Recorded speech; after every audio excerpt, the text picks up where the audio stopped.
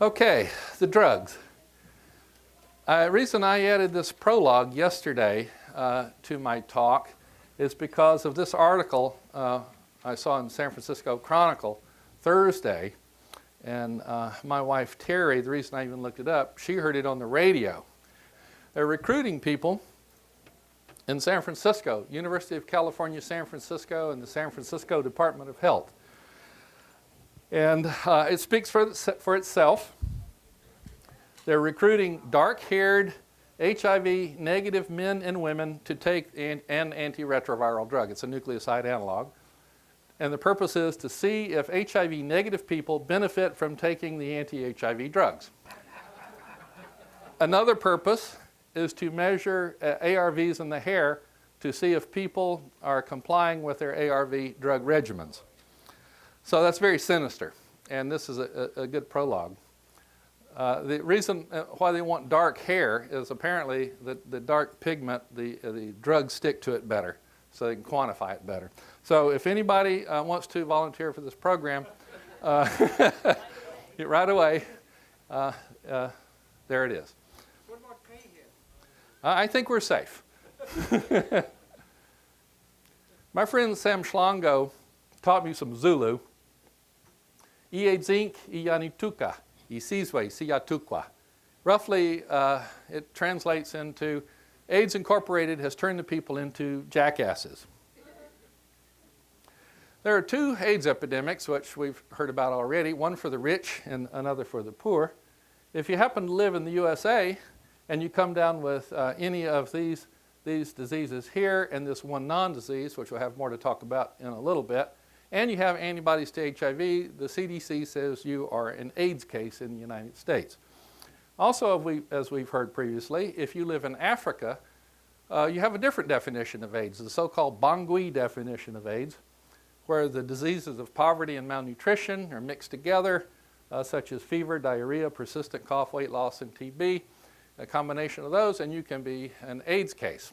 It's hard to know, as you can imagine, whether or not, if you're a TB patient, is it old-fashioned TB or is it AIDS? Given these definitions, Sam would like to know, where do you find AIDS in Africa? Do you find it in Cape Town or Durban, or across from Cape Town in Kailicha Township, or north of Pretoria in Soshanguve, or any of the countless shanty towns without names?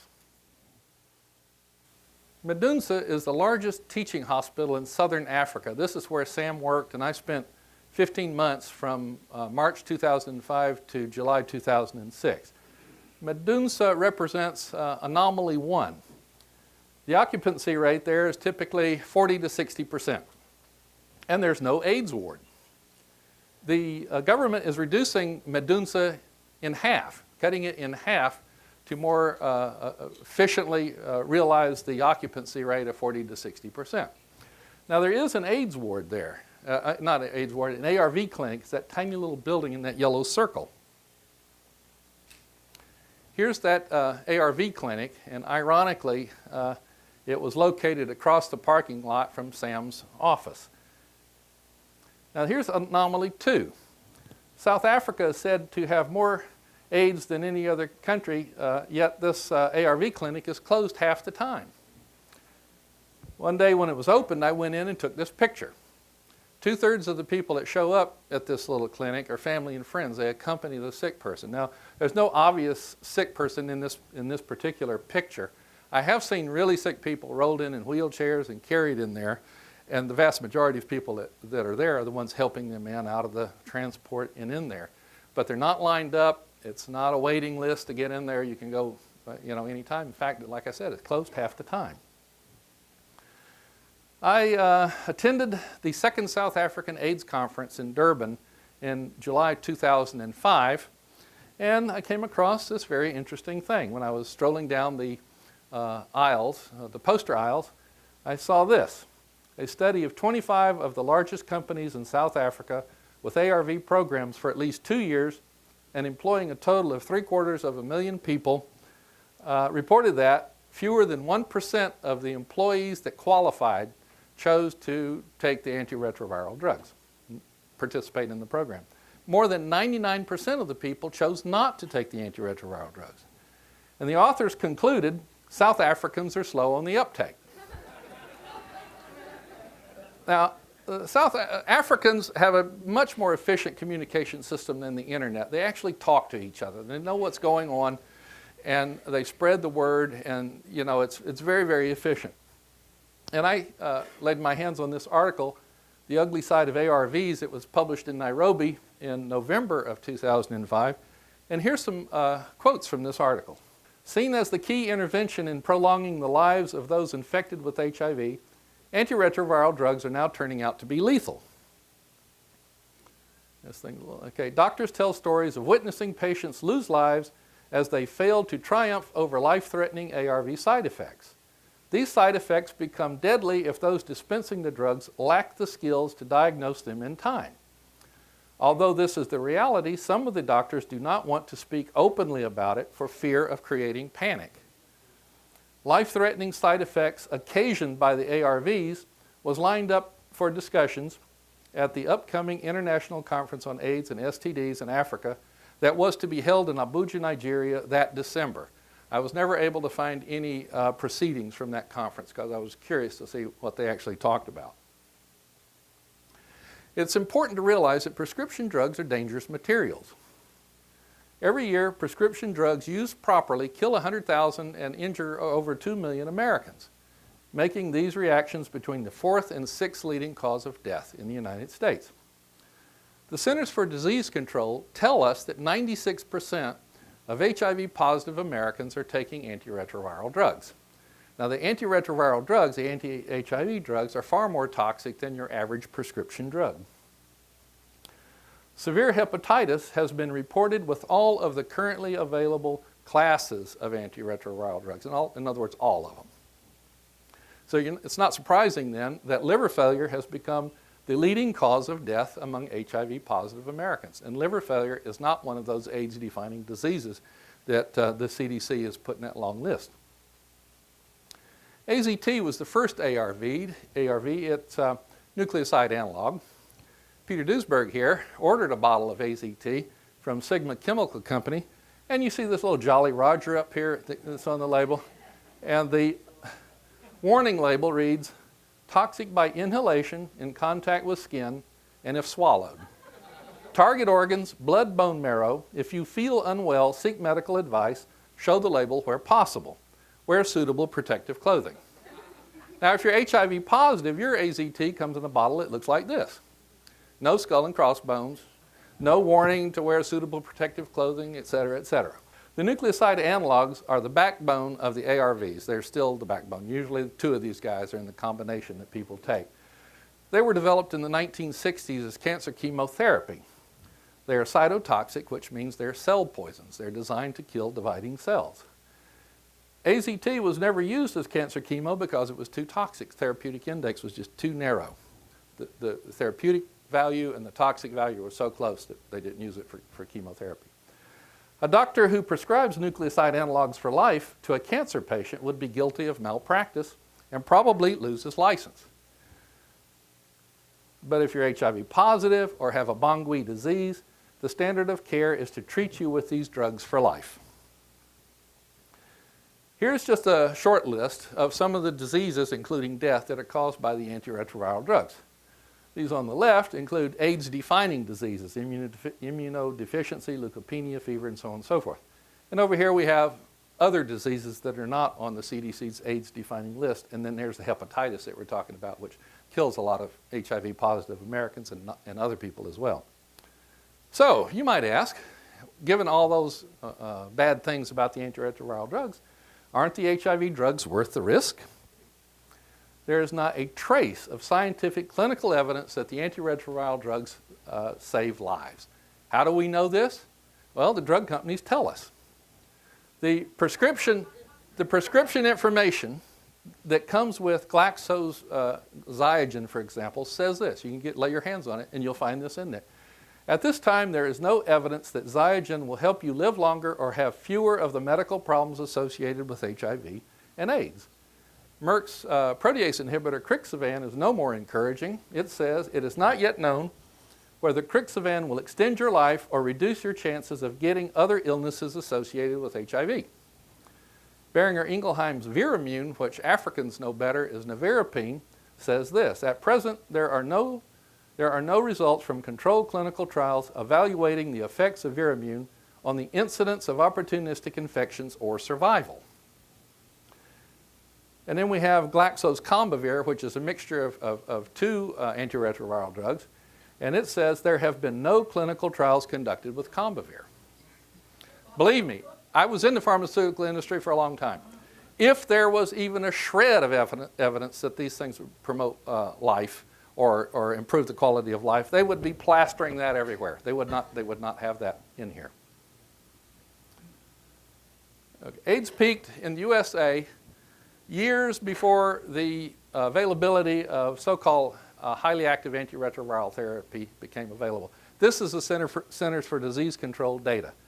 You can see that AIDS peaked around 1992. Here's years down here. Years before, as I said, the appearance of HART, H-A-R-T, which is shortened to ARV these days for antiretroviral drugs. And the important thing to notice here is that there was a natural decline in AIDS and AIDS deaths prior to the appearance of these antiretroviral drugs, these combination drugs. But even more sinister, I guess, is notice that within months after the appearance of these ARVs, the natural declines in AIDS and AIDS deaths stopped abruptly. This is exactly the opposite of what you would expect if these drugs were actually promoting health and reducing mortality.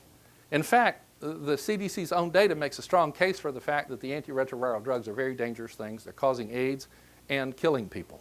I'm showing you the next few slides information from the CDC's HIV/AIDS surveillance report, year-end edition for 1997, and note that this is volume 9, number 2. The reason I'm showing you this is to let you get a glimpse of some of the deceptive practices that the CDC has been known to participate in over the years and been documented by the Atlanta Journal, the Wall Street Journal, and other places. You see here, they mark the 1993 definition change on here, and there's a peak in the AIDS cases. These little diamonds here are supposed to represent, they want you to think they represent, actual AIDS cases that the CDC counted on a quarterly basis from 1985 all the way through 1997. So that's supposed to look like real data. Now if we go to page 25 of volume 9, number 2, we see the real data. This is really what happened there. Here's 1987 up to 1997. You see a very slow increase on a quarterly basis of AIDS cases. It looked like they're leveling off, reaching a plateau in 1991-92. And then, of course, you see this huge spike, which is due to that definition change, 1993 definition change.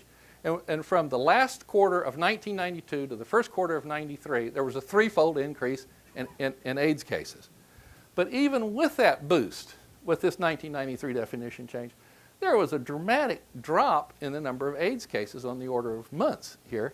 And it did level off as before, but notice that the background level now is above what it was when it peaked in 1992, right here around 93. The question is, what are these up here? Are these new AIDS cases that the result of the 1993 definition change? Well, we're going back to other information from that same volume 9, number 2, 1997. 1997 was the last year that the CDC published the distribution of AIDS diseases. They don't do it anymore, so you can't break it down. There's about 5 different definitions of AIDS. And the CDC has a rule. You always come under the earliest definition of AIDS that you qualify for. Now, the important thing here to notice is that they include the 1993 definition change, which is a non-disease category. 61% of all the new AIDS cases, full-blown AIDS cases according to the CDC definition, 61% in 1997 had no symptoms of disease. They had the results of 2 laboratory tests. They had antibodies to HIV, and they had fewer than 200 CD4 cells per microliter of blood. Had they had any one of the AIDS-defining diseases, they would not have been put up here. They would have been put down here, depending on the disease that they had. Now, remember, we used to talk about AIDS. I still do. But if you read the newspaper, I've heard lots of people in here today talk about HIV/AIDS. Well, HIV/AIDS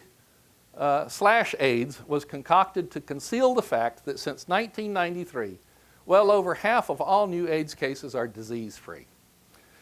If you're HIV positive, people will call you HIV/AIDS. They'll say HIV/AIDS just because you have a positive antibody test, even though officially you have to also have fewer than 200 CD4 cells per microliter of blood.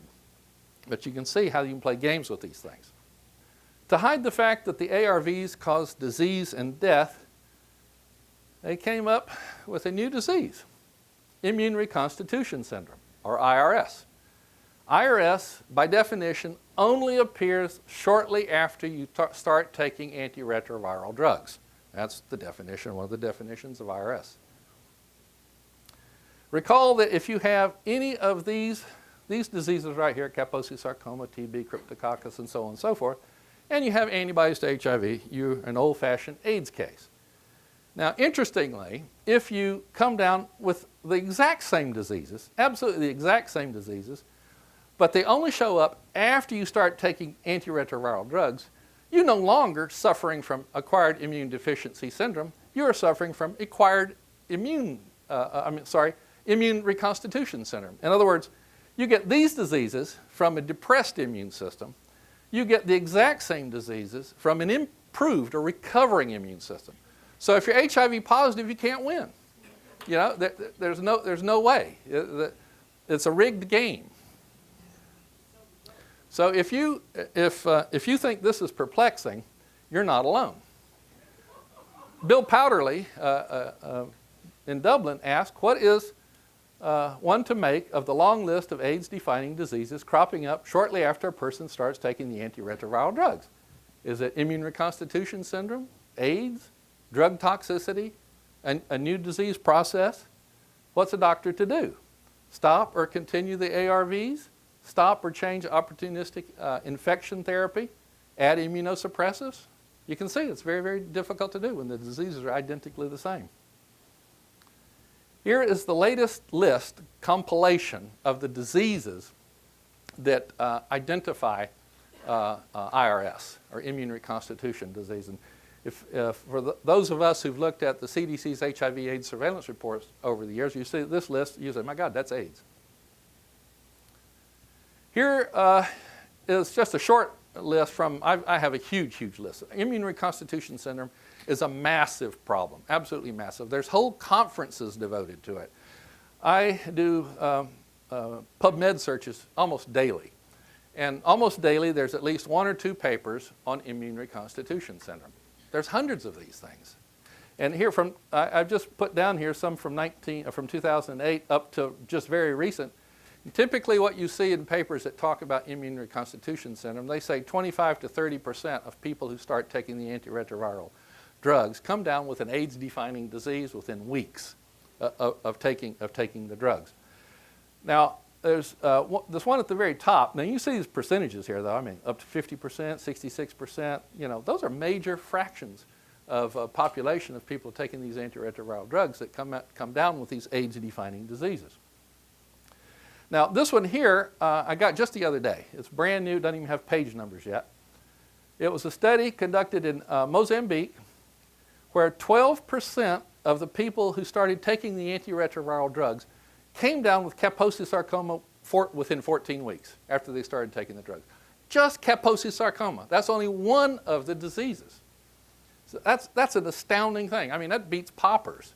I don't know how long it takes poppers to do it, but that's an amazing thing. Now, the one in green here, I want to talk about in a little bit more detail. It's exceptional report. They looked at 498 patients who experienced 620 adverse events after they started taking these drugs. This is what makes this study unique, is that they're talking about all the adverse events, not just the IRS events. They decided that among these 620 adverse events, 23 to 41% of those were immune reconstitution syndrome. How they came up with that, it's not even important right now. But you can see that IRS is a tip of the adverse event iceberg.